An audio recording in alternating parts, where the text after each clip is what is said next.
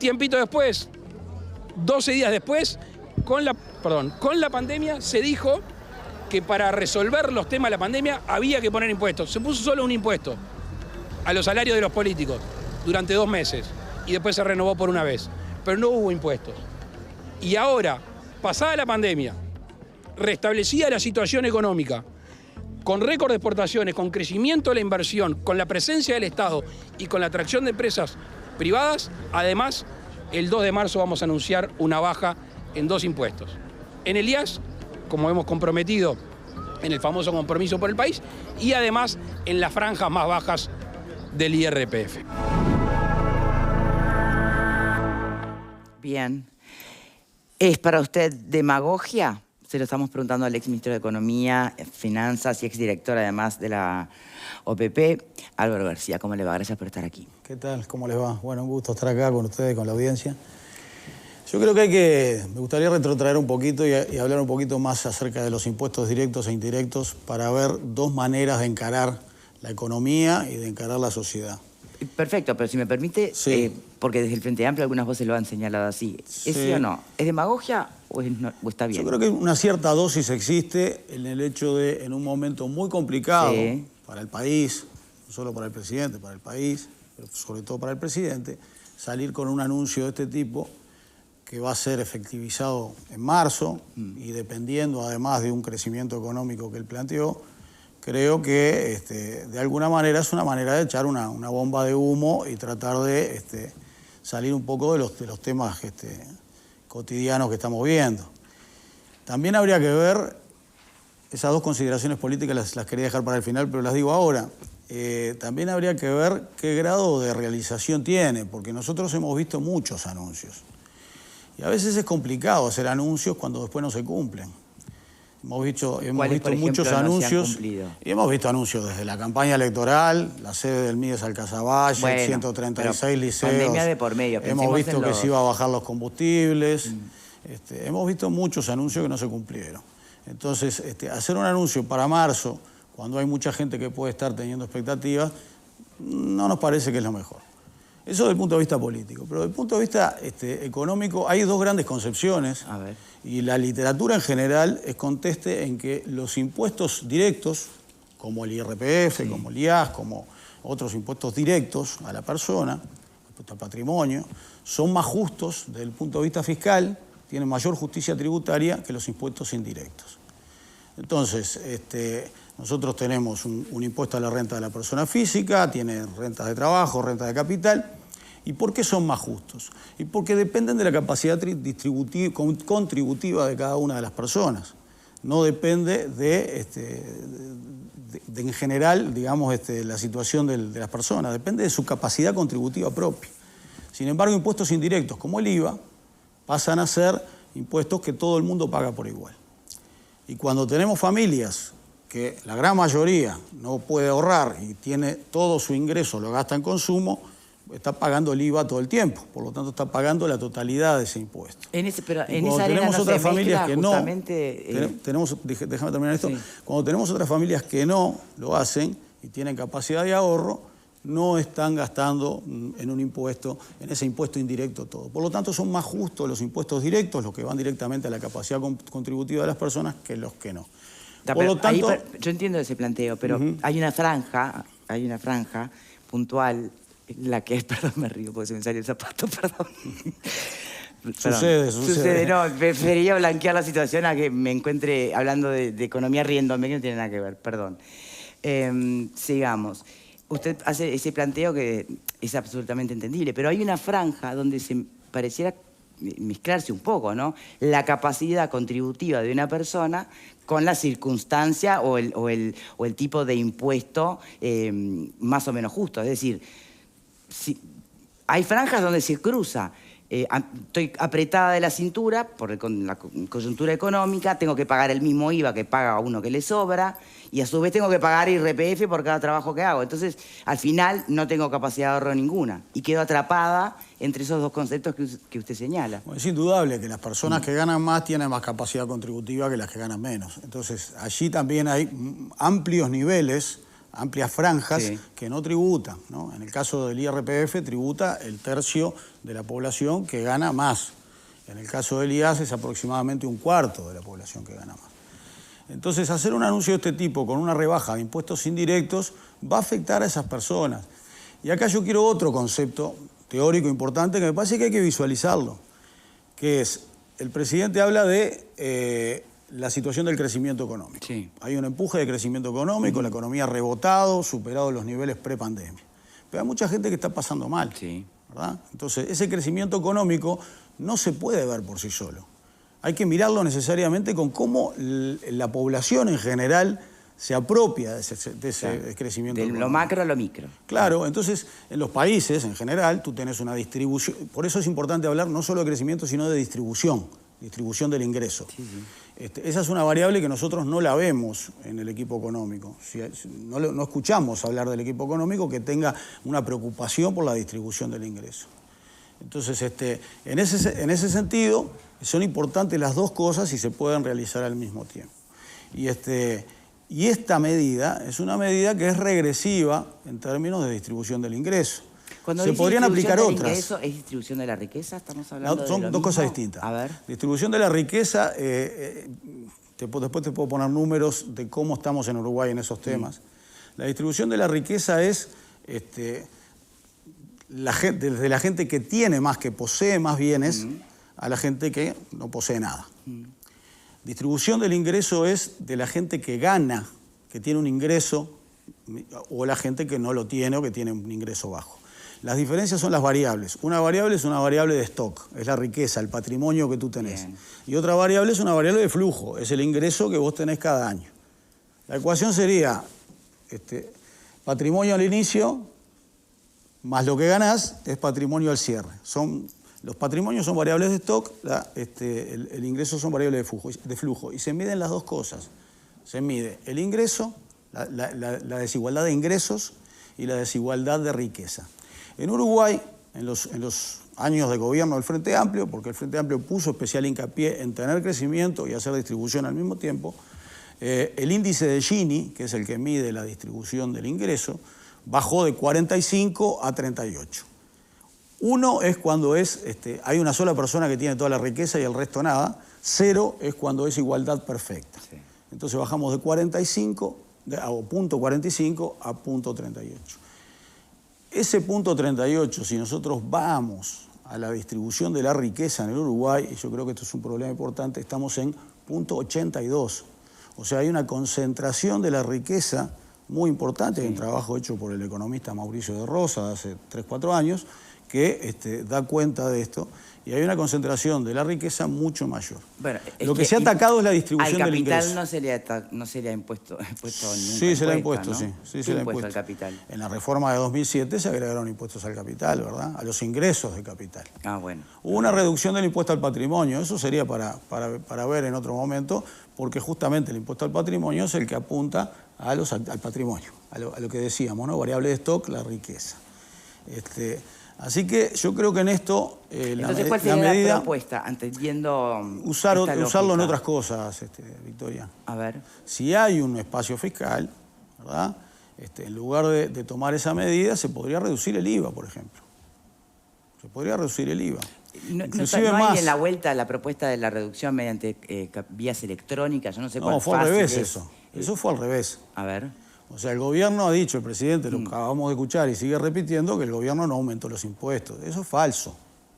El gobierno aumentó los impuestos. No dijo que aumentaba los impuestos, pero los aumentó. ¿Cuál? O sea, nosotros pasamos a pagar más IRPF, pasamos a pagar más IVA que lo que pagábamos antes, por dos vías. Una vía es lo que tú decías, pero el efecto es exactamente al revés. Lo que se hizo fue aumentar la recaudación de IVA porque se bajó la devolución de IVA que se hacía a través de compras por tarjeta electrónica. ¿Correcto? Se bajó. Si vos vas a un restaurante, y pagás y te devuelven menos IVA que lo que te devolvían antes, quiere decir que hay más IVA. Y eso son más o menos unos 30 millones de dólares. Por otro lado, la segunda medida, y tiene que ver con esto que estamos hablando, ahora se anuncia 3 meses antes, pero en esa vez ni se anunció antes ni se anunció después, pero se hizo, se aumentó el IRPF y el IAS. ¿Vía qué? vía cambiar los criterios de ajuste de las franjas. Tú tenés franjas, entonces si saltás de franja, todo el mundo lo sabe, saltás de franja, te viene un impuesto mayor. Bueno, las franjas que se ajustaban a través del índice de precios al consumo se pasaron a ajustar por el índice medio de salario. O casualidad, el índice medio de salario crece menos que el índice de precios al consumo, porque hay una política deliberada. Cuando se establecieron las pautas salariales en 2020, se estableció de que el índice, de que iba a haber rebaja salarial, en términos reales. Entonces, al crecer menos el índice de medio salario, las franjas no se corren para atrás, crecen pero menos de lo que hubieran crecido. Y entra mucho más gente en las franjas siguientes. Pagar, claro. Entonces, esos son 60 millones de dólares por año. Tengo unos cálculos del año pasado. Entonces, hubo aumento de impuestos. No se dijo. Ahora, en este caso me parece que se podría utilizar en otras cosas. Como por ejemplo, decía yo recién, una reducción del IVA, como por ejemplo... Pero el IVA, justamente, ¿cómo hacerlo diferenciado? Porque, de nuevo, si vamos a reducir el IVA general, también le estás haciendo el favor a personas que no lo necesitan o que pueden solventarlo y le cae lo mismo a los que sí realmente lo necesitan. Buenísima pregunta. Me encantó porque además ahí hay una propuesta de la que se está hablando ahora, que antes no se podía hacer. ¿Te acordás que estaba el IVA básico y el IVA mínimo? El IVA mínimo era para bienes, o existe todavía, para bienes de primera necesidad, tratando de contemplar las situaciones de diferencias de ingresos de las personas. Hoy en día, con la tecnología disponible, tú podés llegar a personalizar el IVA. Es decir, la diferencia teórica que yo estaba planteando al inicio entre impuestos directos e indirectos, vía la tecnología que nos está cambiando tanto la vida a todos, podría llegar a llevar a decir, bueno, Pepe gana tanto, se le va a cobrar un IVA de tanto, yo gano más, se me va a cobrar un IVA más alto, tú ganas menos, se te va a cobrar un IVA menor. Un IVA personalizado es algo que hay que estudiar, que me parece que se está hablando a nivel teórico, que hay algunas experiencias a nivel mundial y que está bueno recorrerlo. Ahora, yo lo que digo es que si tú rebajás el IVA para todo el mundo, para aquellas personas que se gastan todo su ingreso, que no pueden ahorrar un peso, estarían aprovechando esa rebaja de impuestos. Otros usos puede haber. Por ejemplo, digamos, recuperar presupuestos que se redujeron. El presupuesto de la educación bajó de la ANEP por lo menos 130 millones de dólares comparado con 2019. Y eso, bueno, se ve, se nota en las prestaciones. Se podría recuperar parte de eso, de la UDELAR, en educación estoy hablando. O si no, por ejemplo, el aumento un poco mejor de las jubilaciones mínimas, si se quiere ir por otro lado. O sea, mecanismos de aplicación cuando hay un espacio fiscal existen. Entonces, hay que aplicarlos con aquellos conceptos que yo decía al inicio. Es muy bueno el crecimiento económico, está bárbaro que al país le vaya bien, que tengamos precios internacionales volando, que haya compañías que estén haciendo mucho dinero, pero hay que ver la otra pata, que es la distribución del ingreso y ver cómo, a través de las diferentes políticas públicas, se puede lograr una situación mejor que va a ser mejor para todo el mundo. Pepe. Yo celebro escuchar a un economista que habla de la distribución del ingreso y contador, no de la... Contador, perdón. Sí, ex ministro de Economía. De la distribución del ingreso y no de la riqueza, porque me parece que eso, además de ser una concepción equivocada, podía llevar a expectativas que después no se cumplieron. ¿No cree, contador, que el Frente Amplio, especialmente en el último periodo de gobierno, debió haber subido esas franjas del IRPF teniendo en cuenta los precios de los commodities, la inversión extranjera que habían impulsado muchísimo la economía? No era un buen momento en ese, lo cual hubiese dejado una base a este gobierno también de arrancar más arriba. No te entendí la pregunta, discúlpame. ¿Cuál es el razonamiento? Hoy yo pago a partir de determinada cantidad. Sí. Durante el gobierno del Frente Amplio, la última administración, esas franjas no podían haber comenzado a subir de manera que los que pagaran serían los que iban a tener mayores ingresos. Todo va a depender de las circunstancias. Nosotros, los 5 años del último gobierno fueron años de crecimiento económico magro. Positivo, pero magro. Ustedes recuerdan, ¿no? Un gran impacto de la región, Argentina, Brasil, con problemas severísimos. Y eso termina impactando en Uruguay. Entonces se creció, pero se creció mucho menos. O sea, en ese periodo no había espacio para tomar muchas decisiones. Pero, a ver, lo que muchos recuerdan por aquí, efectivamente, es que las decisiones que se tomaron en la última administración dejaron el espacio fiscal como lo dejaron, ¿no?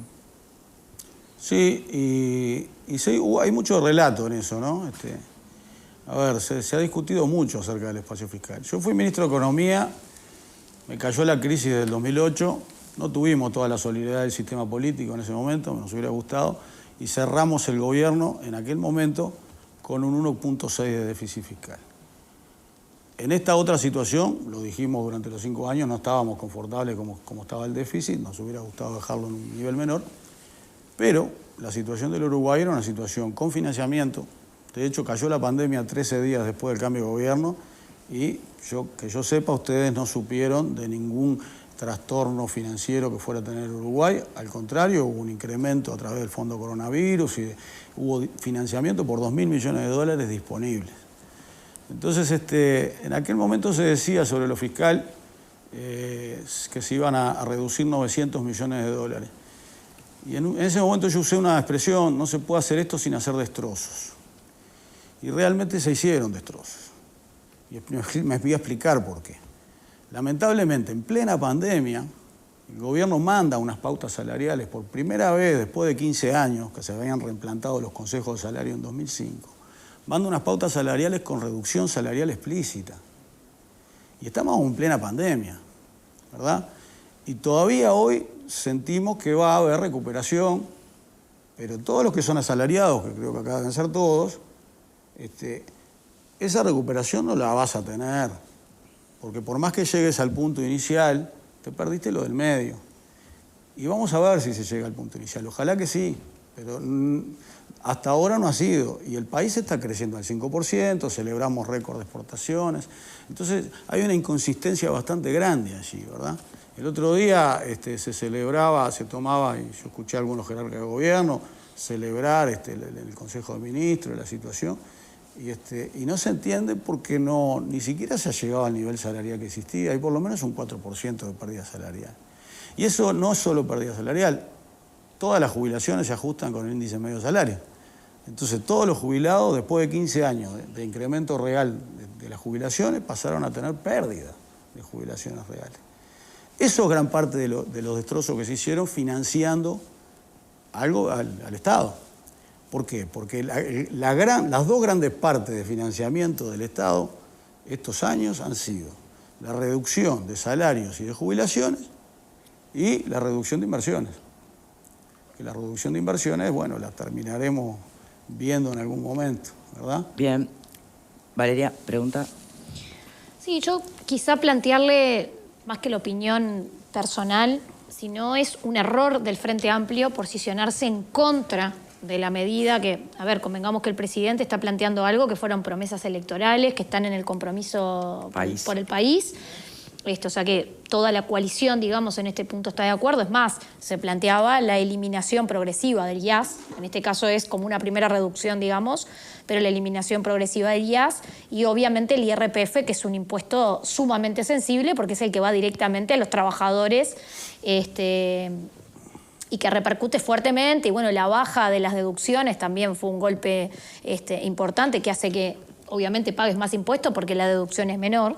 Pero no deja mal parado el Frente Amplio, más allá de que yo comparto lo que tiene que ver con el IVA, que digamos que sería el más justo la más justa de las reducciones de los impuestos, porque es algo que recibimos todos, los que llegan a tener un salario que grava por IRPF, pero los que están por debajo o los que no reciben ingresos, digamos, ¿no? Entonces, obviamente, por lo menos en mi visión, lo más justo sería el IVA. Y si no sería saludable para el Frente Amplio plantear que hay espacio fiscal como para aplicar lo que plantea el gobierno, pero a la vez plantear la reducción del IVA, porque por lo menos yo en las declaraciones he visto que se han posicionado en contra planteando sin la alternativa. sin esa alternativa. Bueno, que dice Vale que es en la misma línea para no ser reiterativa en el planteo. Justamente esto que mencionaba Valeria, y yo naturalmente opino como abogada, no ni como contadora ni como economista, me genera la misma duda o el mismo ruido cuando estamos hablando de trabajadores.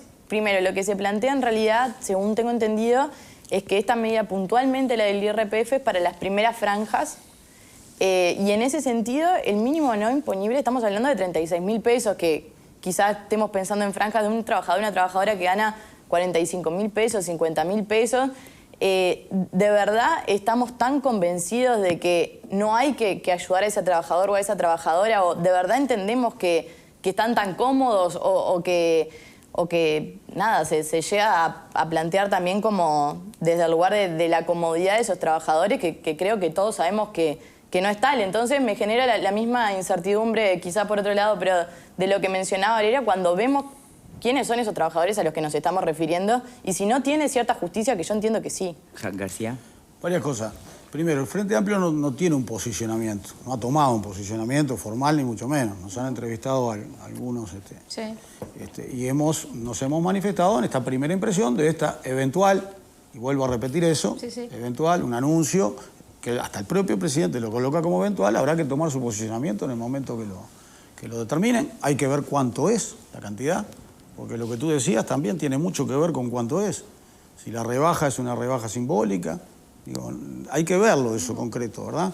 Yo por eso quería apuntar más en este programa a una cuestión más conceptual, más de fondo, y realmente la importancia que tienen los impuestos directos, ¿verdad? Los países más desarrollados del mundo en términos de desarrollo sostenible son los nórdicos, por lejos, y ellos tienen presiones tributarias mucho más altas que la del Uruguay, tienen otras características también que el Estado brinda a otros servicios que nosotros brindamos a veces sí, a veces no, y podríamos brindar mucho mejor, eso es realidad, pero a lo que voy es que tienen una carga de imposición directa muy fuerte.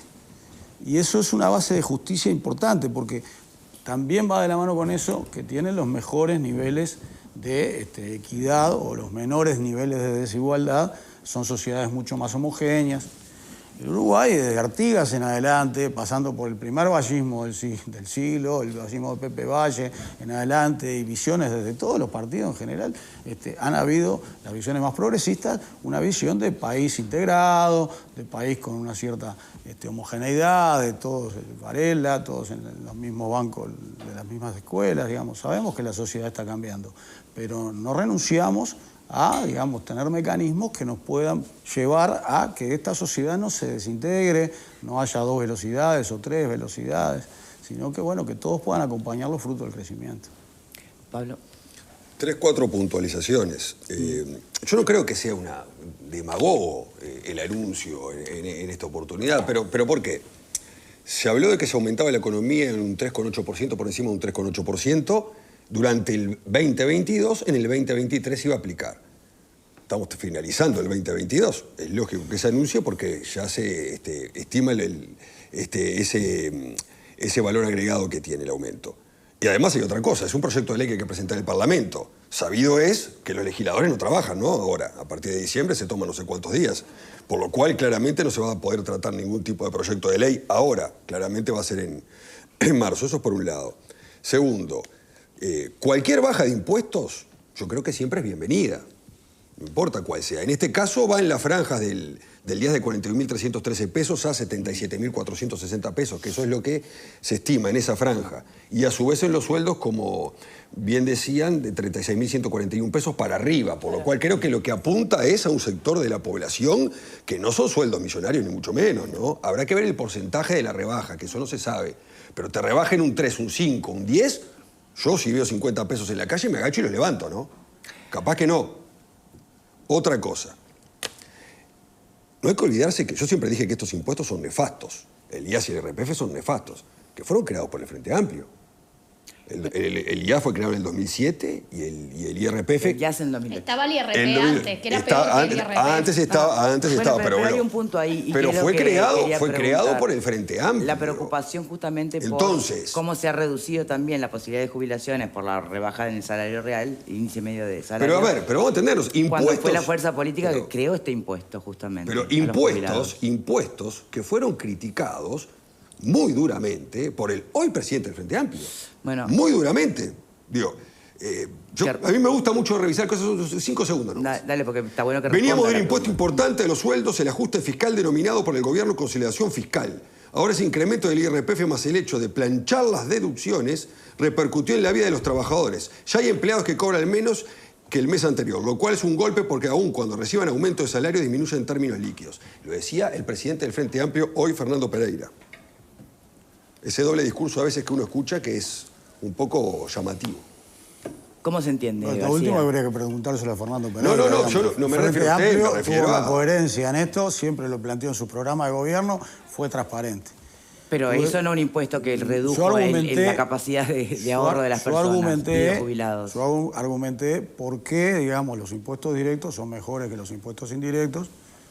Aquí el panelista dice que son nefastos, tendría que argumentar por qué, digamos, ¿no?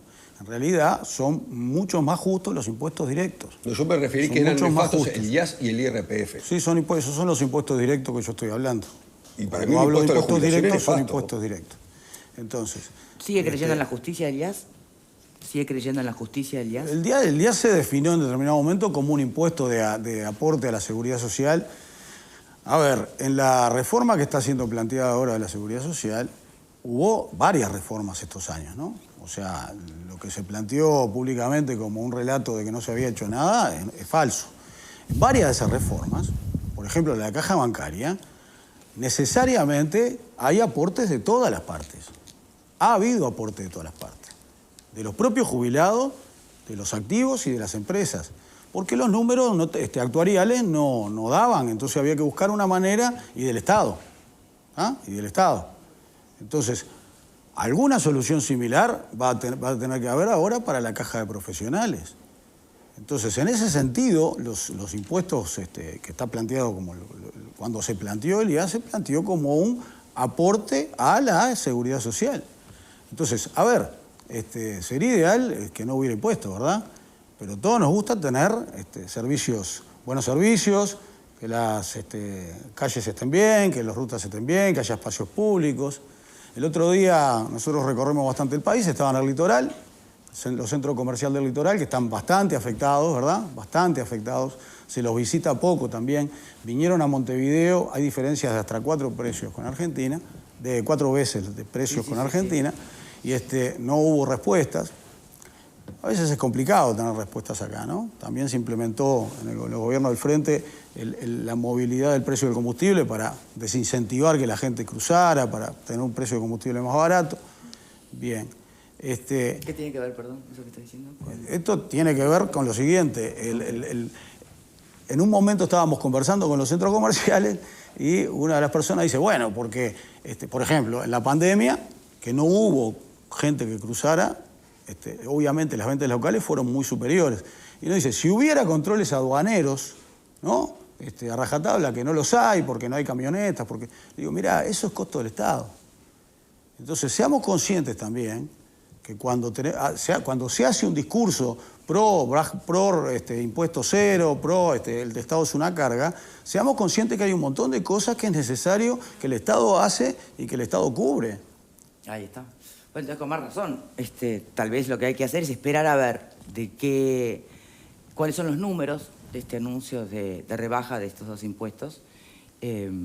Tal vez desde la oposición poder sumarse a una alternativa con los impuestos, con el IVA, por ejemplo. Por ejemplo. Hay que ver en concreto en vez cuál de, es. Claro, pero bueno, dejar justamente que llegue el momento, en vez de señalar las características de demagogia, ¿no? Que no lo digo por usted. Yo no usé la palabra demagogia. Por eso no lo digo por usted, pero que han salido de otras fuentes de su partido.